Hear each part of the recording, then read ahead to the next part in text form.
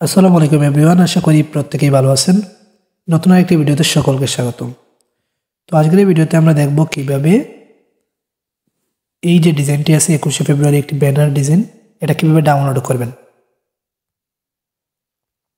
তো এটা ডাউনলোড করার জন্য আগে আমি বলে দিই, এটা ডাউনলোড করার জন্য কোনো এক জায়গায় একটা পাসওয়ার্ড থাকবে।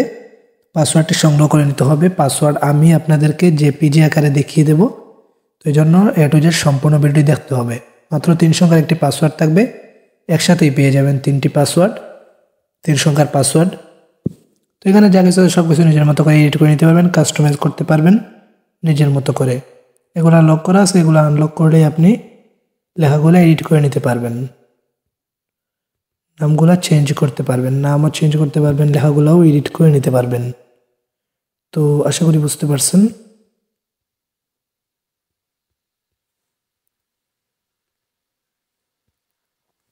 তো এবার বলে দিই কীভাবে ফাইলটি ডাউনলোড করবেন। ফাইলটি ডাউনলোড করার জন্য আমরা চলে যাব ক্রোম ব্রাউজারে, যে কোনো একটা ব্রাউজারে চলে যাবেন।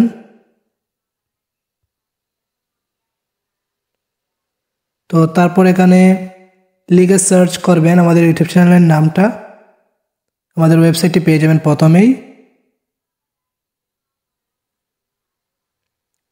তো তারপর এখানে নিচের দিকে চলে যাবেন। নিচের দিকে গেলে এখানে দেখতেই পারতেছেন আমরা যে ফাইলটি ডাউনলোড করব সেই ফাইল, এই যে আন্তর্জাতিক মাতৃভাষা দিবস ব্যানার ডিজাইন, এটাতে একটা ক্লিক করে নেবেন। এই যে আমাদের ডিজাইনটি চলে এসেছে। আর এটা হলো মূলত ইপিএস ফাইল। ইপিএস ফাইল থেকে পিএলপি ফাইল তৈরি করা হয়েছে। তো এটা দেখতেই পারতেছেন 50 টাকা ইপিএস ফাইল। যারা ডাউনলোড করবে তাদের জন্য খুব ইজিলি এটা ডাউনলোড করে নিতে পারবে 50 টাকা দিয়ে। আর যারা পিএলপি ফাইল, আমাদের পিএলপি ফাইলের প্রয়োজন, এই জন্য পিএলপি ফাইল কীভাবে ডাউনলোড করবেন। পিএলপি ফাইল ডাউনলোড করার জন্য এগুলো একটু পড়ে নেবেন ভালো করে, তাহলেই বুঝতে পারবেন। এই যে পিএলপি ডাউনলোড করতে জিপ ফাইলে পাসওয়ার্ড সেট করা আছে। পাসওয়ার্ড সংগ্রহ করুন ইউটিউব ভিডিও দেখে। এই যে এখানে একটা ভিডিও আইকন আছে, এখানে ক্লিক করলেই ভিডিওতে নিয়ে যাবে। যারা ভিডিও দেখার নাই, ভিডিও দেখে পাসওয়ার্ড সংগ্রহ করে নেবে। তো ফাইলটি ডাউনলোড করার জন্য এই যে ডাউনলোড অপশন, এখানে ক্লিক করে নেবেন। তারপর ক্রোমে ক্লিক করবেন।